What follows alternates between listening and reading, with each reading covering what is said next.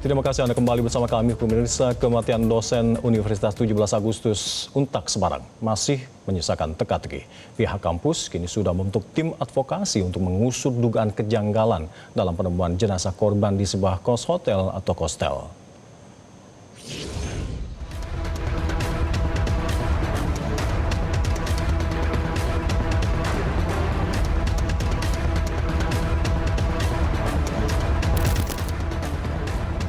Kasus meninggalnya Dwinanda Lincia Levi, dosen Universitas 17 Agustus atau Untak Semarang, kembali memunculkan tanda tanya besar.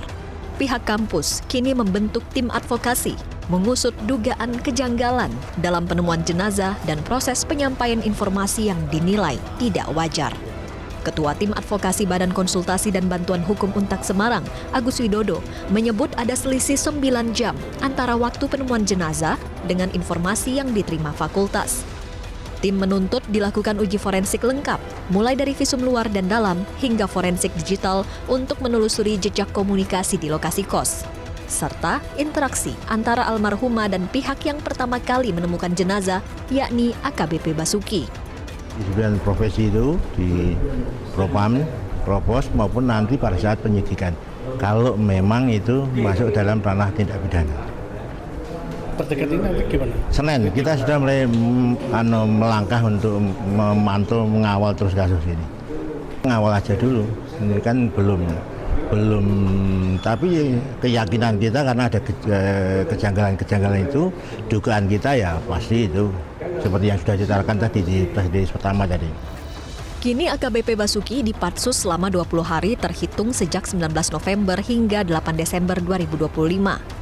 Patsus ini terkait dugaan pelanggaran kode etik profesi Polri karena tinggal bersama almarhumah Levi tanpa ikatan perkawinan. Polisi kini juga mendalami dugaan adanya hubungan dekat antara keduanya karena almarhumah dan AKBP Basuki berada dalam satu kartu keluarga. Ini pengakuan sementara yang bersangkutan. Dari pengakuan itu dari tahun 2020 mereka sudah menjalin komunikasi. Namun ini harus kita buktikan dengan proses penyelidikan. Dan oleh karena itu kita akan menggali terus informasi dari berbagai saksi maupun bukti yang lain sehingga kronologis peristiwa ini akan betul-betul terang. Jadi AKBP ini adalah saksi kunci dari penyelidikan peristiwa pidana maupun kode etik ini. Bagaimana materi substansi dari perkara tersebut tentunya ini masih dilakukan penyelidikan oleh Reskrim ya. Kita nanti akan menyampaikan hal tersebut setelah dilakukan gelar perkara oleh penyidik.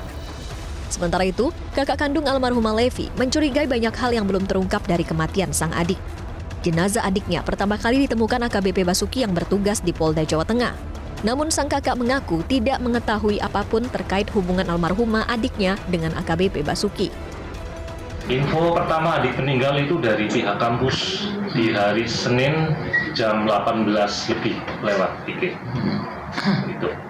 Karena pernyataan dari pihak kampus mereka sedang mencari nomor saya karena mereka tidak punya nomor kontak keluarga.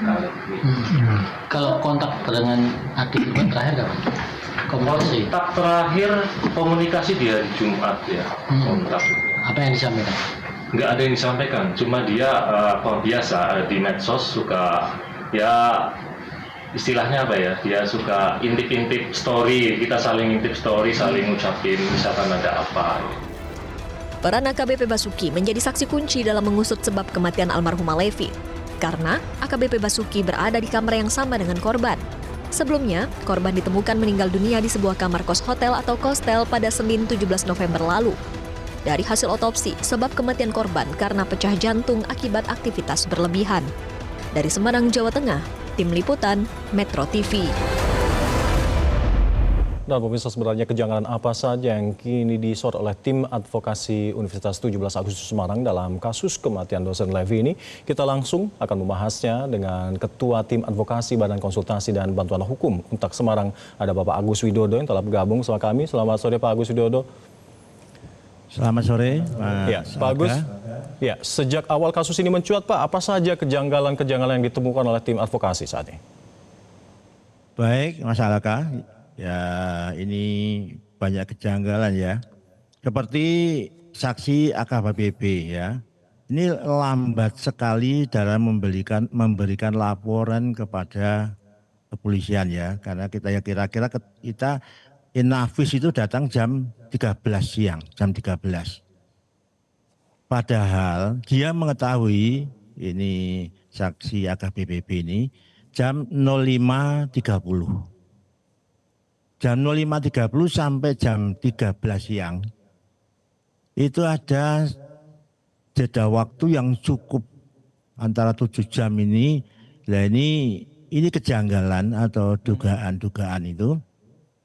Ini waktu yang cukup lama ini sangat bisa dimungkinkan untuk menghilangkan barang bukti.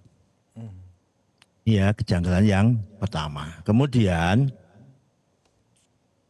kejanggalan yang kedua yang belum jelas sampai sekarang dimanapun, termasuk yang informasi yang kami terima tim advokasi ini pada pukul 5.30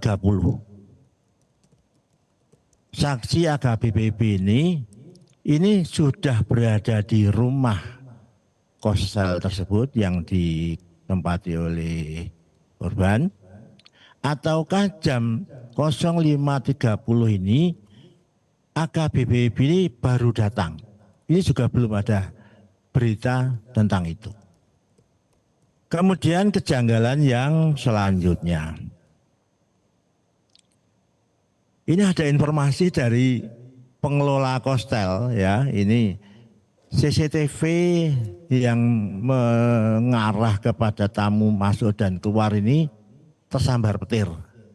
Ya ini kan lagu-lagu lama ya, lagu lama. Jadi artinya ini patut diduga bahwa mulai kapan tersambar petir gitu ya.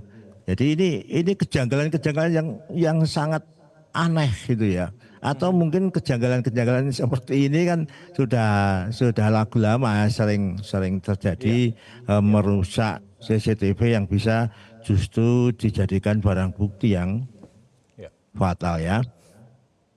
Kemudian kejanggalan yang kedua, yang selanjutnya yang keempat ya. Oke. Ini ada informasi dari keluarga yang pada saat mendampingi Nafis memindahkan jenazah dari kostel rumah korban, kos-kosan korban ke kamar jenazah Rumah Sakit Karyadi. Itu warga melihat ada darah yang keluar dari kemaluan dan juga dari hidung. Oh, ini juga bisa dugaan-dugaan atau prasangka bahwa terjadi Kekerasan. Aktivitas berat yang dilakukan oleh almarhumah Ibu Levi. Kemudian ini menjadi penting sekali, ada informasi dari kepolisian ya.